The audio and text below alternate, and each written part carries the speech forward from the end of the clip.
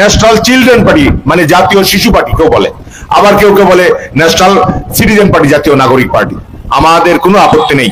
গণতন্ত্রের জন্য, গণতন্ত্রের মুক্ত আকাশে একটি নতুন রাজনৈতিক দলের জন্মগ্রহণ করবে, এটা আরেকটি রাজনৈতিক দলের জন্য কোনো এটা চিন্তার কারণ নয়। পরিকল্পনা যেটা কিন্তু ভেস্তে দিচ্ছে একটি দল এবং তার সঙ্গে কিছু গোষ্ঠী তার সঙ্গে যোগ হয়েছে। আমরা যখন বিএনপিরা চলছি সেখানে আমাদের কিন্তু দেখেন প্রোটোকল নাই, আমাদের তাদেরকে পাত্তা দেওয়ার চেষ্টা করছে না। কিন্তু একটা দল একটা গোষ্ঠী যখন বেগম খালেদা জিয়াকে ছোট করার জন্য গোপালগঞ্জ গিয়ে বলেছিল যে আমরা গোপালগঞ্জের নাম বদলিয়ে দিতে আসিনি, মানে উস্কানি দেওয়া শুরু করেছিল। তার আগে কিন্তু পাবলিক লাঠি দিয়ে দাবরানি শুরু করেছিল। রাস্তা খুঁজে পায় নাই, অ্যাপাচিতে চলে বাংলাদেশ তাদেরকে গোপালগঞ্জ ছাড়তে হয়েছে। ৭১ সালে যেমন পাক হানাদার বাহিনী সুন্দরী মা বোন দেখলেই তুলে নিয়ে যেত, বাড়ি ঘরে আগুন জ্বালিয়ে দিত, মানুষের ঘর ধরে নিয়ে আপনার হত্যা করতো। ৭২-৭৫ তেমনি আওয়ামী লীগ যুবলীগ যদি কোনো সুন্দরী মেয়ে দেখতো তার আর রক্ষা ছিল না। এবং আওয়ামী লীগের বিরুদ্ধে যারা কথা বলতো রাজপথে তার লাশ পড়ে থাকতো না ভাইয়ের আমার। সেই সময় আইনের শাসন ছিল না, মানুষের নিরাপত্তা ছিল না, দেশে দুর্ভিক্ষ লেগেছিল। কি বলে, দেশে দুর্ভিক্ষ লেগেছিল।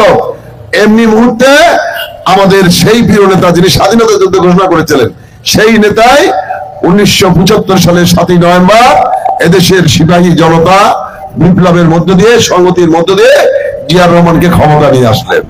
এসে বললেন আপনি আমাদের নেতা, আপনাকে দেশ পরিচালনা করতে হবে। এবং জিয়াউর রহমান মাত্র 75 সালে 7ই নভেম্বর থেকে 81 সালের 30 মে মাত্র এই কয় বছর দেশ শাসন করার সুযোগ পেয়েছিল। তিনি এই কয় বছরে এদেশের মানুষের নিরাপত্তা দিয়েছিল। কি বলেন, আইনের শাসন দিয়েছিল।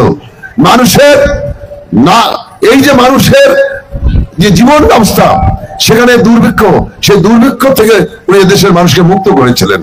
এদেশের মানুষকে একটি উন্নত বিশ্বে উন্নত জাতি হিসেবে উনি পরিচয় করে দিয়েছিলেন। এবং জিয়াউর রহমান একজন প্রথম ব্যক্তি যিনি ওই গণভবনে বসে দেশ পরিচালনা করে নাই। তিনি গ্রামে গঞ্জে ছুটে এসেছেন, কৃষকের মাঝে এসেছেন, শ্রমিকের মাঝে এসেছেন, সাধারণ মানুষের মাঝে ছুটে এসেছেন। বলেছেন আমি এদেশের সাধারণ মানুষের রাজনীতি করতে চাই, কৃষক শ্রমিকের রাজনীতি করতে চাই, এদেশের মা বোনের রাজনীতি করতে চাই। তাই আমি আজকে গণভবন থেকে এদেশের গ্রামে গঞ্জে ছুটে এসেছি, কলে কারখানায় খেতে খামারে চলে এসেছি। এই যে জিয়া রহমান রাজনীতি করেছেন, সেই জিয়া রহমানের রাজনীতি এদেশের মানুষ এখনো বলতে পারে না। জিয়া রহমানকে যখন হত্যা করা হয়, দেশীয় বিদেশি ষড়যন্ত্রের শিকার জিয়া রহমান আজকে যদি বেঁচে থাকতো এই বাংলাদেশ আর অনেক আগে উন্নত হতো। সে জিয়া রহমানকে ষড়যন্ত্র করে হত্যা করা হয়েছে।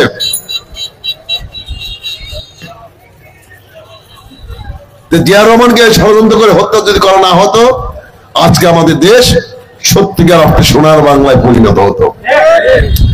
জিয়া রহমান শুধু বাংলাদেশের নেতৃত্ব দেয়নি, তিনি বিশ্বের নেতৃত্ব দিয়েছেন। আপনারা যারা আমার ছাত্র ভাইরা লেখাপড়া করেন তারা দেখবেন জিয়া রহমান মুসলিম বিশ্বের নেতৃত্ব দিয়েছেন।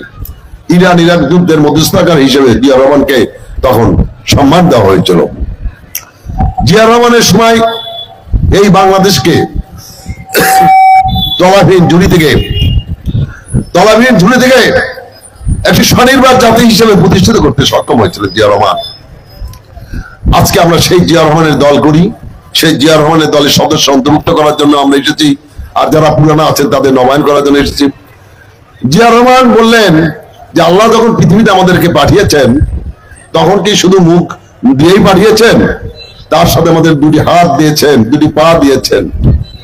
এই দুটি হাতকে কর্মের হাতিয়ারে পরিণত করতে হবে। খেতে কলে কারখানায় উৎপাদন বৃদ্ধি করতে হবে। এবং জিয়া রহমানের ডাকে এই দেশের মানুষ সারা দিয়ে এই কলে কারখানায় খেতে খাওয়ার উৎপাদন বৃদ্ধি করেছেন।